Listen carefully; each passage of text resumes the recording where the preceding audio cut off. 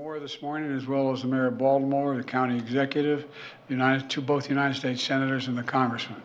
And my Secretary of Transportation is on the scene. I told them we're going to send all the federal resources they need as we respond to this emergency. And I mean all the federal resources. And we're going to rebuild that port together. Everything so far indicates that this was a terrible accident. At this time, we have no other indication, no other reason to believe there's any intentional act here.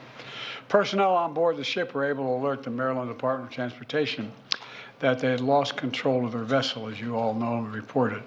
As a result, local authorities were able to close the bridge to traffic before the bridge was struck, which undoubtedly saved lives. And our prayers are with everyone involved in this terrible accident and all the families, especially those waiting for the news of their loved one right now. I know every minute in that circumstance feels like a lifetime. You just don't know. It's just terrible. We're incredibly grateful for the brave rescuers who immediately rushed to the scene, and to the people of Baltimore who want to say, we're with you. We're going to stay with you as long as it takes. And like the governor said, you're Maryland tough, you're Baltimore strong, and we're going to get through this together. And I promise we're not leaving. Here's what's happening now. The search and rescue operation is our top priority. Ship traffic in the Port of Baltimore has been suspended until further notice, and we'll need to clear that channel before the ship traffic can resume. The Army Corps of Engineers is on the spot and is going to help lead this effort to clear the channel. The Port of Baltimore is one of the nation's largest shipping hubs, and I've been there a number of times as a senator and as a vice president. It handles a record amount of cargo last year.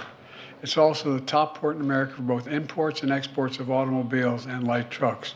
Around 850,000 vehicles go through that port every single year, and we're going to get it up and running again as soon as possible. 15,000 jobs depend on that port, and we're going to do everything we can to protect those jobs and help those workers. The bridge is also critical for travel, not just for Baltimore, but for the Northeast Corridor.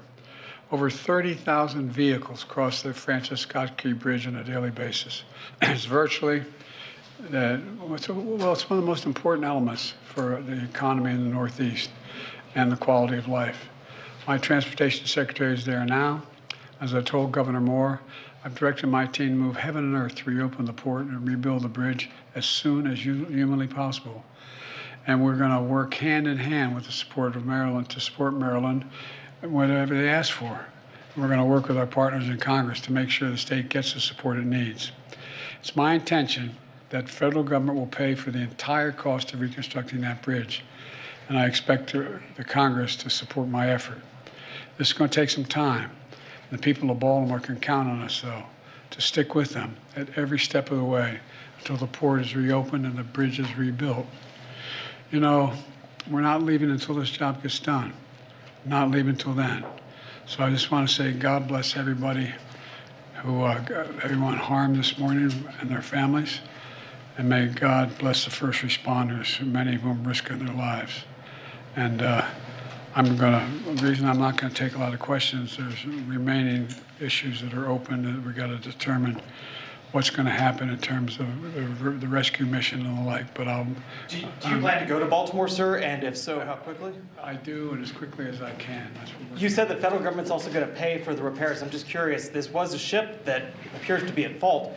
Is there any reason to believe that the company behind the ship should be held responsible? And then also, you mentioned... That could be, but we're not going to wait for that to happen. We're going to pay for it to get the bridge rebuilt and opened. What did you make of Israel's decision not to attend this meeting this week? Oh, I don't want to get into that. We've got plenty of time to talk about Rafah. You mentioned the port. Can I ask about cars? About the port. Thank you, President.